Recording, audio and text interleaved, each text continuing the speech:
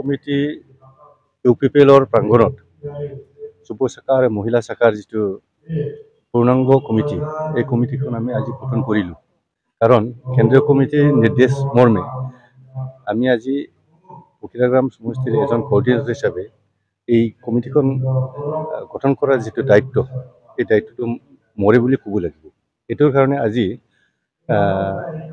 সভাপতি ডাঙৰীয়া কোৱাৰ দৰে তেওঁৰ নিৰ্দেশ মৰ্মে আজি 15 তাৰিখৰ ভিতৰত আমি বুথ কমিটি, প্ৰাইমাৰী কমিটি আৰু সম্পূৰ্ণৰূপে গঠন কৰি ল'ব লাগে। এইটোৰ কাৰণে আজি যুৱ শাখা মহিলা শাখা কমিটিখন আমি যাতে দ্ৰুত বেগত ফকিৰাগ্ৰাম সমষ্টি হিচাপে ইউপিপিএল দলে কাম কৰাৰ যিটো সুবিধা, এই সুবিধাটো যাতে পায়, এইটোৰ কাৰণে আজি আমি কমিটিখন গঠন কৰা হ'ল।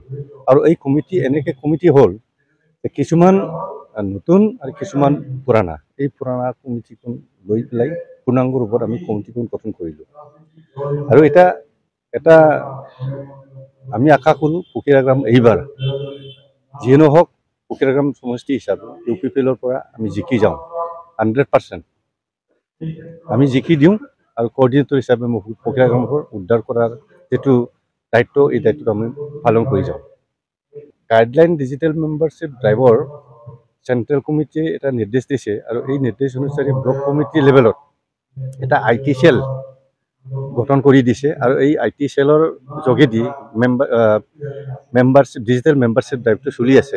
বৰ্তমান ক'ব গ'লে ফকিৰাগ্ৰাম সমষ্টিয়ে কোকৰাঝাৰ জিলা ইউপিপিএল দলৰ ভিতৰত জিলা হিচাপে তেওঁ মানে প্ৰথম পৰ্যায়ত আছে। আৰু চেণ্ট্ৰেল কমিটি হিচাপে 40টা সমষ্টিৰ ভিতৰত টেষ্ট পজিশ্যন আছে 23 পজিশ্যন আছে।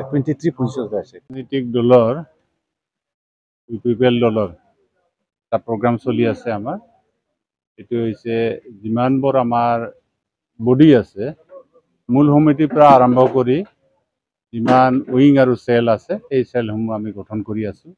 আৰু ইতিমধ্যে এইটো শেষ পৰ্যায়ত উপনীত হৈছে আমাৰ কোকৰাঝাৰ জিলা হিচাপে। আজি আমি ফকিৰাগ্ৰাম ব্লকৰ অন্তৰ্গত আমাৰ দুটা উইং আছে ইয়াত, যুৱ শাখা আৰু মহিলা শাখা।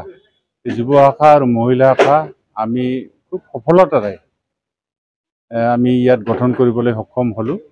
আৰু আমাৰ কমিটিটো খুবেই সুন্দৰ হৈছে, খুবেই ধুনীয়া হৈছে আৰু খুবেই শক্তিশালী হৈছে। গতিকে এই দুটা কমিটি আমি গঠন কৰিলোঁ। আৰু হয়তো কালি বা পৰহিৰ পৰাই আমি আমাৰ প্ৰাইমাৰীসমূহ আৰু নেকি আমাৰ বুথ কমিটি আছে, বুথ কমিটিসমূহ আমি গঠন কৰাৰ এটা প্ৰক্ৰিয়া আৰম্ভ কৰিম। আমাৰ দল এতিয়া শক্তিশালী, খুবেই শক্তিশালী দল।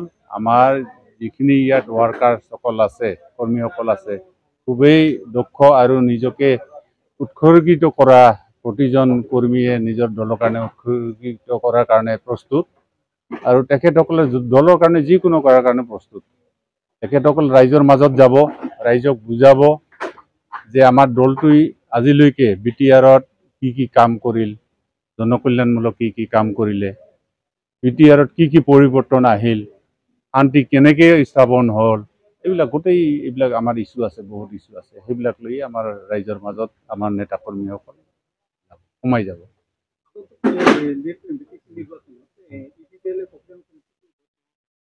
নিশ্চয় আজি দেখিছে আপোনালোকে আমাৰ দলৰ স্থিতি ফকিৰাগ্ৰামত আগতকৈ কিমান গুণে শক্তিশালী হৈছে, বহু শক্তিশালী। আমাৰ দলত এতিয়া আমি ঠাই দিব নোৱাৰা হৈ গৈছোঁ। আমি কিছুমানকতো আমি এতিয়ালৈকে তেখেতসকলক সংস্থাপিত কৰিব পৰা নাই, যদিও বা তেখেতসকল নিৰাশও হোৱা নাই। যিকোনো এটা সদস্য পদ লৈ হ'লেও তেখেতসকল আমাৰ দলটোৰ কাৰণে কাম কৰাৰ কাৰণে প্ৰস্তুত। গতিকে এইটো আমাৰ কাৰণে এটা শুভ লক্ষণ। আৰু এই ক্ষেত্ৰত ফকিৰাগ্ৰাম ব্লকৰ আমাৰ ৰাইজসকলক মই এইকাৰণে ধন্যবাদ জনাম। তেখেতসকল তাৰমানে বুজি উঠিছে প্ৰকৃত ৰাইজৰ কাম কোনে কৰিব পাৰিব, এই ইউপিপিএল দলেহে কৰিব পাৰিব। তেখেতসকলে আমাৰ দলটোক আস্থাত লৈছে, বিশ্বাসত লৈছে।